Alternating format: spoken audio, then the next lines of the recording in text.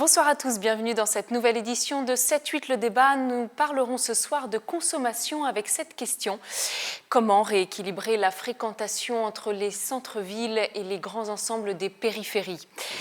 Un mot résume le problème désertification, c'est celle des centres-villes bien sûr dont il est question. Le taux de vacances commerciales est passé de 6% à plus de 10% en une quinzaine d'années en France. Plusieurs rapports gouvernementaux sont sortis pour tenter de remédier à cette situation, le plus récent étant celui commandé à l'automne par la secrétaire d'État au commerce Martine Pinville. Dans ce contexte, difficile de ne pas se poser la question de l'utilité de nouveaux centres commerciaux. On évoquera le cas du futur ensemble Open Sky en construction à plaisir. Les consommateurs sont-ils assez nombreux pour ces différents pôles commerciaux? Peut-on mieux les aiguiller ? Avec nous pour en débattre ce soir, Joséphine Coleman-Berger, maire Les Républicains de Plaisir, et Fabienne Kazmeyou, présidente de l'Union des commerçants et artisans de Maurepas et gérante d'une boutique dans le centre-ville de Maurepas. Bonsoir à toutes les deux. Fabienne Kazmeyou, je me tourne d'abord vers vous. Aujourd'hui, à quoi ressemble le centre-ville de Maurepas ? Alors, je dirais qu'il est de plus en plus désert, essentiellement et surtout le week-end. Le marché amène une attractivité du chaland, mais ensuite l'après-midi, les rues sont franchement désertes. Par contre, on s'aperçoit que le chaland, les clients sont autour du centre-ville, dans les centres commerciaux. Alors, justement, la situation, pourtant le département continue d'augmenter son offre en matière de centres commerciaux. Le futur espace de plaisir sera baptisé Open Sky. Donc là, on parle de 32 000 m², 35 boutiques, un restaurant, un espace cinéma. Est-ce que ça répond à un véritable besoin ? Je vais vous dire oui. Je vais vous dire oui, tout d'abord parce qu'au départ, c'était, et ça l'est encore, une friche en plein centre-ville, donc on ne pouvait pas laisser sous cette forme-là. Et puis, oui, parce que d'abord les cinémas, vous venez de l'évoquer vous-même, c'est une véritable attente. Il y a une enquête d'ailleurs qui a été faite et un diagnostic a été fait sur l'ensemble du département pour dire qu'aujourd'hui, il y avait encore un manque au niveau des salles de cinéma. Donc, à ce niveau-là, je sais qu'il y a une véritable attente et un besoin, non seulement une attente. Et puis, en ce qui concerne le centre commercial, alors, outre le fait, bien sûr, d'aménager cette friche qui est véritablement un désert et puis quelque chose de très, très vilain. Certains habitants parlaient aussi de problèmes d'insécurité. Enfin, il y avait, c'était nécessaire. C'était nécessaire.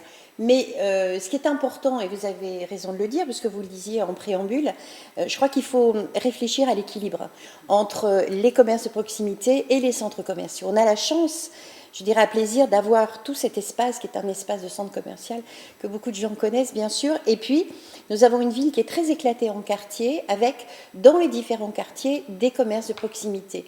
Et nous souhaitons, bien sûr, et nous avons déjà démarré il y a 2 ans, toute une démarche pour maintenir ces commerces de proximité, voire même les développer, puisque nous avons actuellement des choses qui sont en cours.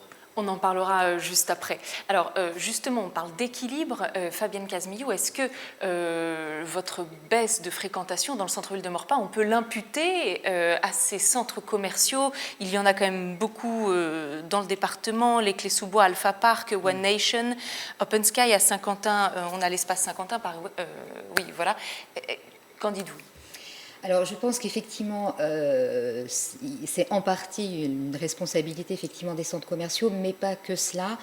Je pense qu'il y a aussi, de la part de la clientèle, un changement d'habitude. Nous avons les sites internet, entre autres, qui font d'ailleurs aussi concurrence aux centres commerciaux. Voilà, tout à fait. Donc, il y a une mutation, ça c'est clair, du commerce et des habitudes des clients. Et c'est vrai qu'il faut trouver l'équilibre et qui n'est pas facile, parce que nous ne sommes pas égaux, même par rapport à la communication. C'est-à-dire que ces grandes enseignes ont des moyens de communiquer qu'ont pas les petits artisans commerçants. Donc c'est un peu le pot de terre contre le pot de fer. Et puis effectivement, vu la baisse de clientèle, le chiffre d'affaires diminue. Donc un problème aussi pour investir, pour éventuellement valoriser les magasins et de pouvoir attirer aussi les clients. Donc effectivement, il faut trouver un équilibre et qui est pas évident à trouver aujourd'hui. Il y a un problème aussi de stationnement. Les clients aujourd'hui désirent carrément rentrer dans le magasin. Donc en fonction effectivement de l'urbanisation, il y a les problèmes qui sont là posés. Comment réhabiliter certains centres-villes pour qu'ils soient d'accès facile et que les gens aient envie d'y venir et c'est pas un centre commercial, le centre-ville. On n'a pas le choix, comme dans les grands centres commerciaux. Donc, il faut que les clients aient l'intérêt de venir. Et pour ça, il faut faciliter aussi l'entrée de ville par une bonne signalétique, où est indiqué par des pictogrammes les magasins qui s'y trouvent. On reparlera juste après des moyens de redynamiser le centre-ville. Alors, Madame le maire, vous qui justement avez vu sur les centres commerciaux et les petits commerces de plaisir, comment vous gérez cet équilibre ? Alors, déjà, pour répondre à ce que vous disiez, je suis d'accord avec vous en grande partie, c'est que c'est vrai que les chalands ont changé leur mode de fonctionnement. Pour travailler avec les centres commerciaux, je me suis rendu compte, et ils nous l'ont dit, qu'aujourd'hui, ils ne souhaitaient plus vraiment passer des heures dans les centres commerciaux. Donc il y a un retour aussi à la proximité et à un mode de fonctionnement différent dans les centres commerciaux. Donc je pense qu'aujourd'hui, ils sont conscients de cela, ils vont le modifier.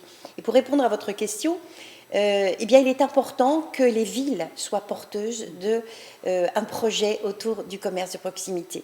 Les grandes enseignes n'ont pas besoin de nous. Ils ont besoin de nous pour s'installer, pour se positionner. Il est important de travailler avec eux parce que moi, je ne les laisse pas s'installer si on n'a pas réfléchi au parking, ça c'est une évidence, mais aussi aux voiries, aux circulations douces, aux espaces verts. Donc tout ça, c'est pas quelque chose qu'ils font de leur côté, ils le font avec nous. Mais en parallèle, il faut que nous soyons porteurs d'un accompagnement auprès des commerces de proximité. C'est ce que nous avons fait à Plaisir. Depuis 2 ans, nous nous sommes rapprochés des commerces de proximité. Nous avons mis en place un manager de ville en conventionnement avec la Chambre de commerce qui aujourd'hui a monté avec les commerçants une association qui commence cette énergie et non pas cette bataille contre les centres commerciaux, mais un accompagnement et une complémentarité. Parce que c'est ce que vous disiez, le pot de fer contre le pot de terre. En réalité, les centres commerciaux ont leur représentation, bon, il y a des lobbies, etc. C'est vrai que les petits commerçants ne sont pas réunis, donc il y a cette problématique-là de les réunir pour qu'ils aient voix au chapitre, en fait. Tout à fait, et en plus, ils manquent de temps, puisqu'ils n'ont pas toute une série de personnes autour pour s'occuper de ce genre de choses. Comme disait Madame, elle a raison, sur la communication, sur se faire connaître. Donc nous, au niveau de la collectivité, je crois qu'on a notre rôle à jouer si on le souhaite. Je pense qu'effectivement, il faut qu'il y ait une volonté politique pour accompagner le commerce de proximité pour qu'il puisse être valorisé. Je pense qu'on peut faire la différence entre ces grandes enseignes et la spécificité individuelle de chaque commerçant avec sa personnalité, son artisanat, son savoir-faire, ce qui, je dirais, rayonne dans les pays étrangers, le bien-être et le savoir-vivre à la française. Et je pense que ça, il faut effectivement conserver cela pour qu'on ne soit pas après dans un village des vieux métiers d'il y a 100 ans et qu'on fasse figure de figurant dans des boutiques factices. Donc, alors justement, le rapport remis au gouvernement cet automne pointe en avant le fait qu'il faut moderniser ces centres-villes, notamment les mettre au numérique, inventer des nouvelles manières de vendre, en fait, tout simplement. Ces centres-villes qui sont comme des centres commerciaux, en réalité. Oui, je pense qu'effectivement, il faut se déguiser, entre guillemets, comme un centre commercial, c'est-à-dire prendre effectivement ce qui fonctionne et pourquoi ça fonctionne. Je pense qu'effectivement, il y a des modèles à peut-être retranscrire dans notre centre-ville pour qu'ils puissent effectivement attirer et mettre l'accent sur la différence. Effectivement, comme vous disiez, les gens n'ont pas forcément envie de perdre du temps et que le centre-ville offre justement du temps, on en a de moins en moins. Voilà, et que là, du coup, sur une petite zone, on puisse trouver des commerçants de bouche rapidement, facilement. Et alors justement, Open Sky, dans le dossier, dans la maquette, ça ressemble presque à un centre-ville, parce que déjà, Open Sky, c'est à ciel ouvert, oui. Donc vous avez voulu un peu recréer cette ambiance, et d'ailleurs, l'espace Saint-Quentin et la galerie marchande marchent bien là, parce qu'on dirait un centre-ville, et c'est ce qui plaît aux gens. exactement, c'est-à-dire retrouver des lieux de vie. C'est ce que l'on demande aujourd'hui, c'est-à-dire pouvoir bien sûr se garer en proximité, voire à l'intérieur, mais ensuite pouvoir déambuler et avoir cette sensation de l'extérieur, qui n'est pas une sensation, puisque dans le cas d'Open Sky, on est véritablement dehors. Donc ça, c'est quelque chose que nous avons souhaité avec la compagnie de Phalsbourg pour pouvoir réfléchir dans ce sens-là. Et nous avons la chance d'avoir, nous, ce centre au centre-ville. Donc on veut un maillage complet entre le centre-ville, les habitants qui sont vraiment de l'autre côté du rond-point ou de l'autre côté de la rue ou même derrière, complètement. Et j'ai demandé également que nous fassions des boutiques à l'arrière de ce bâtiment pour s'ouvrir sur le quartier qui est derrière, pour justement ne pas tourner le dos. Et puis quand vous évoquiez tout à l'heure, je dirais, cet équilibre que l'on devait trouver au niveau des centres-villes, ce qui est important de savoir, c'est que nous avons aussi, nous les maires, la responsabilité de réfléchir aux centres-villes. Ils ont plus de 40 ans d'existence aujourd'hui, pour la plupart, voire au-delà quand ils sont historiques, mais je dirais dans leur aménagement. Il faut, je pense, véritablement penser à des requalifications de centre-ville sur les 15-20 années pour pouvoir accompagner ces transformations. Et dans les développements immobiliers, je crois qu'il est important aussi de penser à demander à nos promoteurs d'instaurer et d'installer des cellules en bas d'immeubles pour pouvoir créer des centres, enfin pas des centres, mais des boutiques de proximité, comme vous le disiez, boulangerie, etc. Je crois que c'est fondamental. Si on ne pense pas à ça, on fait petit à petit un désert effectivement commercial. Et quand une ville est étendue, comme sont toutes nos villes ici en région parisienne, il faut véritablement que dans chaque quartier, on y trouve au moins ce que l'on a besoin pour le quotidien. Et ça, c'est fondamental. Vos idées pour le centre-ville de Maurepas? Vous aviez parlé de mettre de la musique, Oui. à plaisir, ils ont pensé à une patinoire, à l'UQAM, à quoi vous avez pensé? Alors l'UQAM, nous surtout, en fait, la stratégie que j'ai voulu mettre en œuvre cette année, c'est que les habitants réaffectionnent leur centre-ville. Pour dire effectivement le centre-ville, il y a une vie, il s'y passe des choses.